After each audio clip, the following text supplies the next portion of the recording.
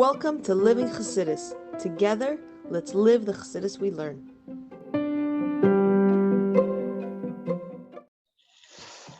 Okay, good morning and welcome back to 15-minute Chassidus Shir series. Today we're going to be learning a maamer from Teres Menachem. It's in Hebrew. It's a maamer called Usfartem Lachem. Yeah, it's a beautiful maamer. It's the 11th maamer the Rebbe said since he became Rebbe. Interestingly to think about, the Rebbe became Rebbe on technically Yud Aleph Shvat in the year Tavshin Yud Aleph, and this is the Yud Aleph maamer. Now, what's interesting about this maamer? It's a maamer for Lag BaOmer, but in the maamer, the Rebbe goes through all the spheres and explains how they encompass one another, both in the Nefesh Bahamas and the Nefesh Lakis. It's a very beautiful maamer, life-changing as all maamer can be. So let's go. Usfartem Lachem. So if you have one, Tell them that we have copies here. we have copies in the center. Oh, yeah, you can get after the shir. You can ask how to get them. So yeah, so we're going to do this one in Hebrew and translate it because there's no English copies. But I think everyone's up to the challenge. Usfartem Lachem. You can for yourself. And the day after Shabbos, in the day that you bring the wave offering. First, you have to bring this maamer offering, the wave offering. So the Rebbe is explaining that there's a three-step process. First, you have bringing the wave offering on the 15th of Pesach. Then you have Sfiras Ha'omer, which mitzvah says mitzvahs lemimnei yemei mitzvah lemimnei shvuei, count the days and the weeks, and we're going to discuss different opinions about what that means.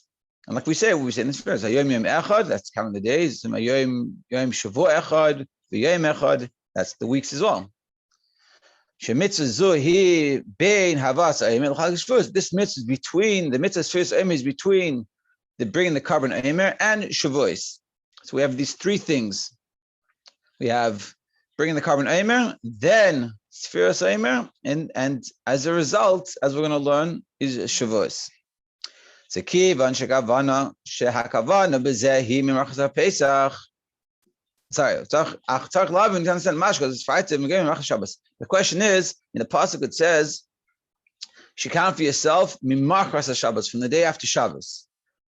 But that's a confusing language because since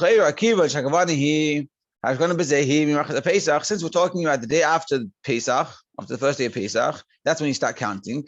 So why does it say in the pasuk Usfartem Lachem mimachras Shabbos? You count for yourself from the day after Shabbos, and not just that is confusing language. These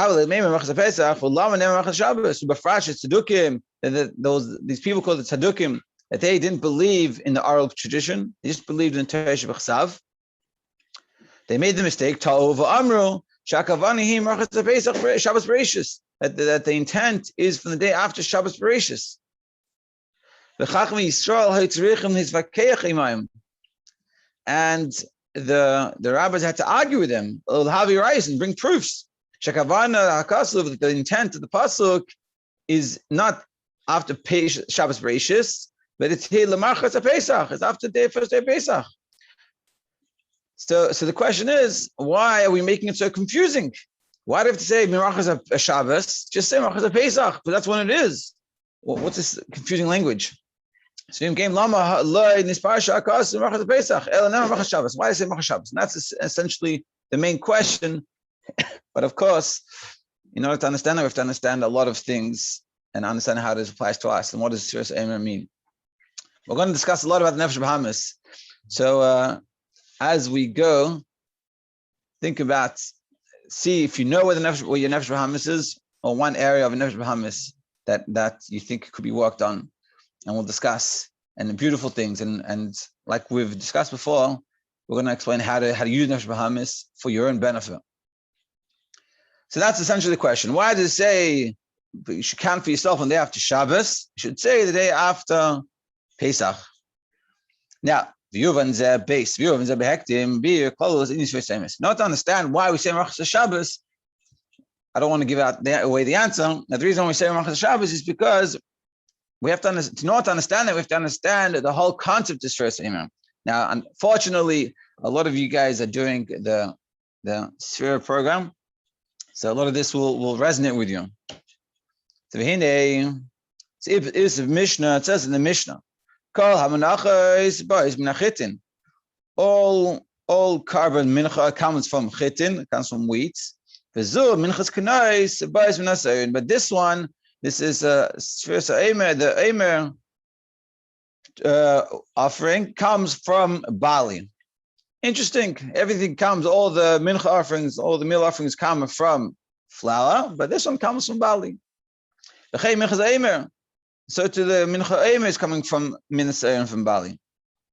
So there's two that come from Barley. There's a wave offering that from the day after Pesach we do it, and then also another one, which is the carbon Eimer. Those are the two that are brought from Barley. Why the difference? So it explains. The reason why it comes from Barley, which is behema, which is animal food. In those days, now that we have it in cholent, but in those days I gave it to the animals. So Mavai Mishnah Sham, so explains in the Mishnah, Misafta Seita,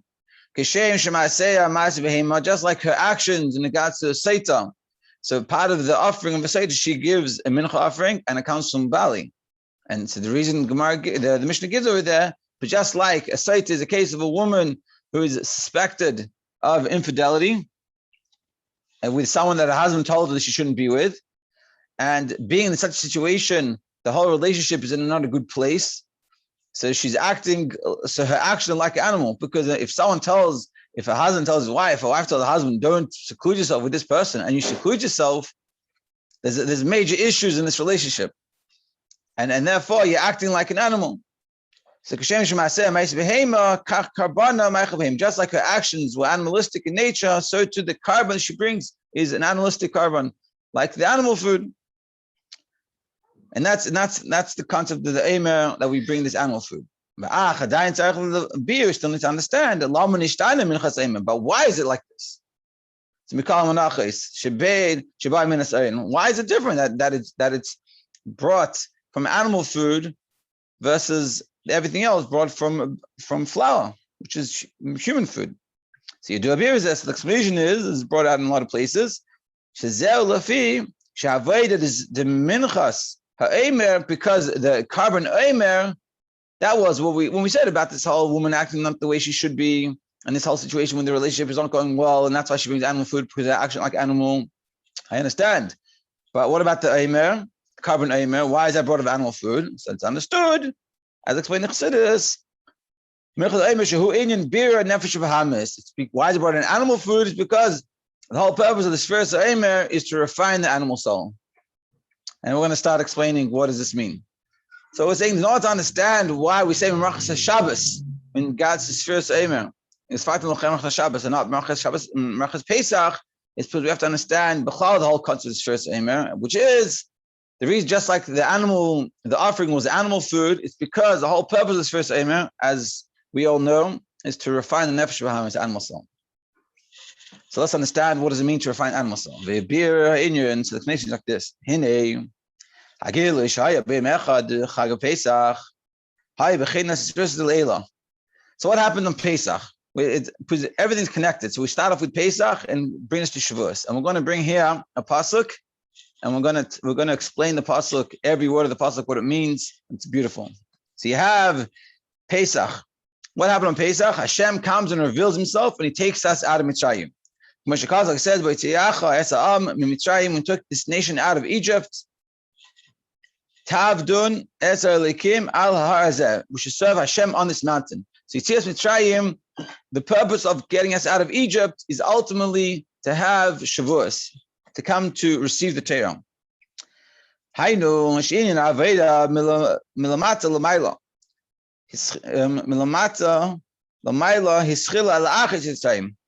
But the service, the work that we had to do, started only once we left Mitzrayim. Because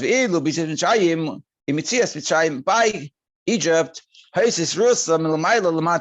himself revealed himself as coming from above to below. It wasn't our efforts. We didn't get ourselves out of the Mitzrayim. Hashem took us out. And this is the part that we're going to teach. Pull me after you. Narutza, we will run. Havieni, bring me Melech Hadarav to the king's private room. So this is the pasuk in Shir Hashirim, which is all a poem about the love between us and the Jewish people and God.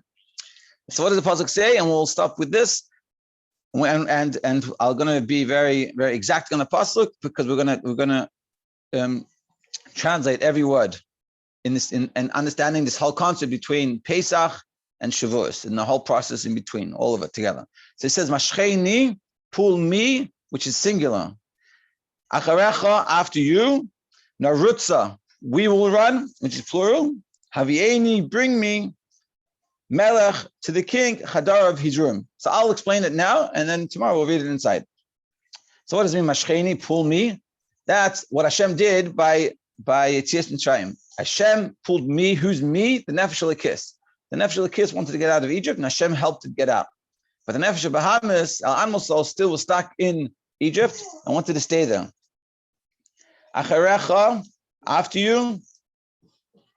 Narutza, we will run. So after you will run is the efforts that we put in between, that's first Aimer, that we put in the effort. And what does it say? Narutza, it says we will run, plural. That's because through the work that we do on ourselves through the first Aimer, that's both the Nefesh Bahamis and the Nefesh Elokis. And then what does it say? It says, Havieni, bring me Melech Hadav to the king's room, private room. That's what happens on Shavuos, by Matan Torah.